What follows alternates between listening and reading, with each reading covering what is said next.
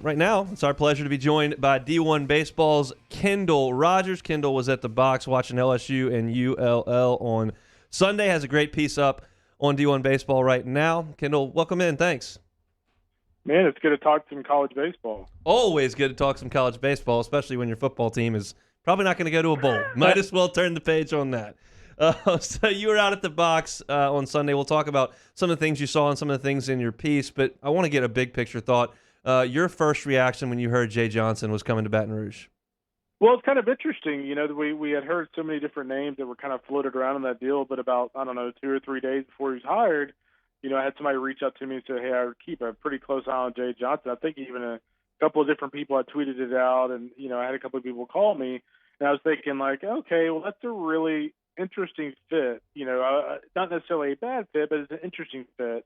What happens a couple of days later, Scott Woodward hires Jay Johnson. And, the thing about Jay is, like, there's no doubt he's a West Coast guy. I mean, he was at San Diego, he was at Nevada, Reno, was at Arizona. But the common theme with Jay is that he's a fantastic offensive coach.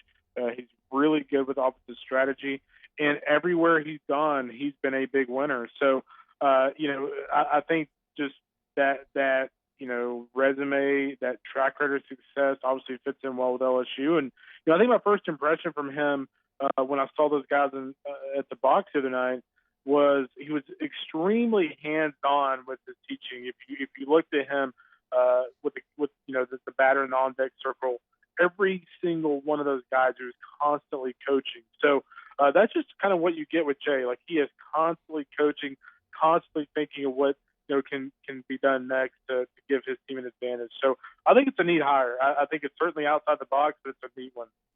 No one even comes close to covering the college baseball carousel, specifically with assistants like y'all do. What do you make of the staff that Jay Johnson's assembled here as a fit? I think he did a really nice job. I think, obviously, when you look at, some of LSU's, bugaboos the last few years, I think we'd all agree that, Alan Dunn was kind of a controversial guy. I mean, in the sense that, he just – I didn't think he developed especially well.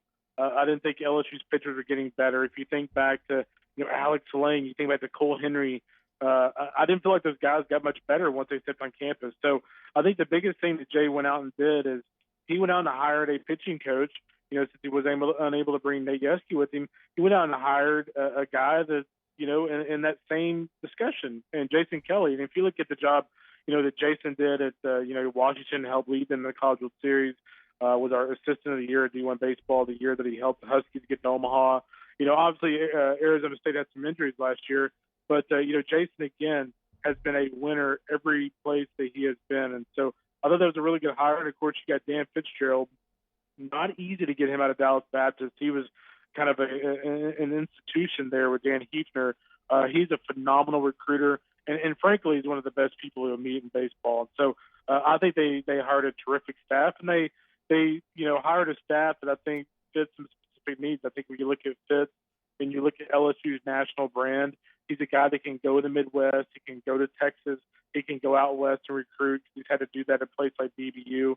And then when you look at Jason Kelly, obviously LSU needs to get a lot better on the mound. So both of those coaches, I feel like, fill some pretty important voids. Who do you think is going to have the most pop in LSU's lineup this year? And second after that, what's your thoughts on Jacob Berry? Yeah, I mean, it's probably going to either be Jacob Berry or Dylan Cruz. I know it's really going on a limb. But I think when you look at Dylan, he looked really good the other night. One of the doubles he hit was on a 95-mile-an-hour heater, just absolutely rocketed the ball. Jacob Berry, and unfortunately, we didn't get to see him. He's a little banged up. Jay was saying that he'll be fine. But, you know you're going to get out of him. We saw him at Arizona last year, not to cover up the ball. The thing about LSU that I really like about the team is when you look at the lineup, 1 through 6, 1 through 7, you're thinking, like, hey, like, where is the team going to come up for breath? Whether it's Cade Doty or Jacob Berry. Trey Morgan, I thought, looked really good the other night. And so just top to bottom, that lineup's going to be really good. So, in terms of pop, Dylan Cruz or Jacob Berry. But keep an eye on some of these other guys. I mean, heck, even Jordan Thompson, I thought, the other night really hit the ball hard. Anything stand out? Just anything you saw over 7 hours on Sunday? Yeah, I mean, it was a lot of baseball, but I think the biggest thing for me, Hunt, is the fact that Jordan Thompson's going to have such a big role for this team. Last year, him and Collier Cranford both got a lot of playing time, but Jordan Thompson started as shortstop. Jordan Thompson had an important role in that offensive lineup, and so I think the elevated role for him is something that stood out to me. I think the other thing that stood out to me, and everything's not going to be roses in year one of any coach. I think the other thing that stood out to me is like LSU's got a long way to go on the mound. I mean, this is the team that I'll give you a prime example. Dallas Baptist. I was talking to Dan Hefner. They had 14 guys that are 93 or harder this fall. I think I wrote down 2 guys that threw 93 or harder on LSU's pitching staff that pitched the other night. So that gives you an idea of the development that needs to be done, the talent needs to be brought in. And that's not to say the kids that are on campus now aren't talented, but they obviously need some developing. So Paul Gravasi is a guy that I think is really interesting. He has that funky arm angle. He was up to 95 with his fastball. Spin rate was in the 2,400 range, which that's well above major league average in terms of fastball spin rate. So he's a really intriguing, back end weapon. And I like a young right-hander, Graham Fontenot. Mm-hmm. I think he's got a lot of potential. He's got a good frame.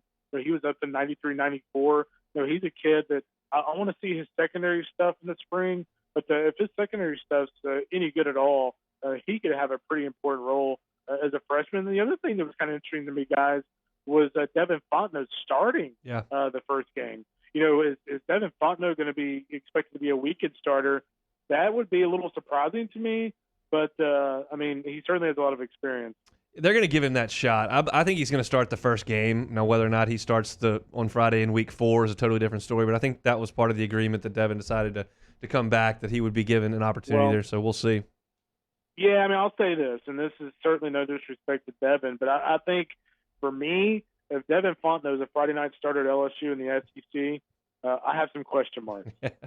That's fair. Kendall Rogers, D1 Baseball, has got a great piece up on D1 right now about what he saw at Sunday at the box watching LSU and ULL for an afternoon. This is the last one, and we'll get you out on this one, Kendall. You go everywhere. Where does LSU stand right now in the Southeastern Conference in the facilities race with the box? It's got to be behind Arkansas. It's got to be behind Mississippi State, and frankly, it's probably behind Ole Miss at this point. The thing about it, the box is, the Marucci Performance Center is obviously fantastic, but ever since they actually built the new box, they really haven't done much with it. Yeah. So, one thing that I would like to see done is people around there are going to get mad at me for saying this, but if you look at Mississippi State, to me, that is the model. When you think of LSU and you think of LSU fans, what do you think of?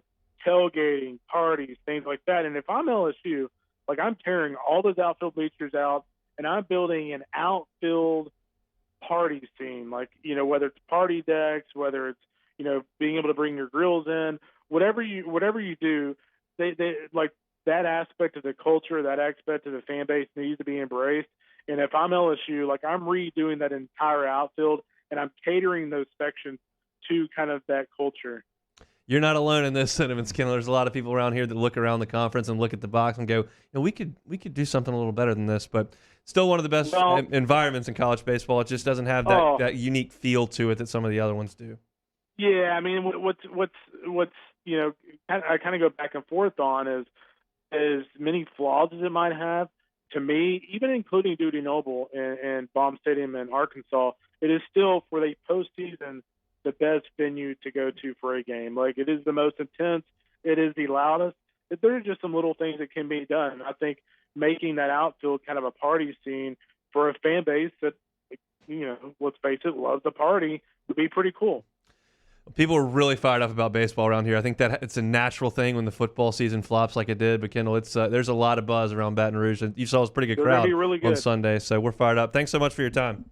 Thanks, guys. Good talking to you. Kendall Rogers, D1Baseball.com.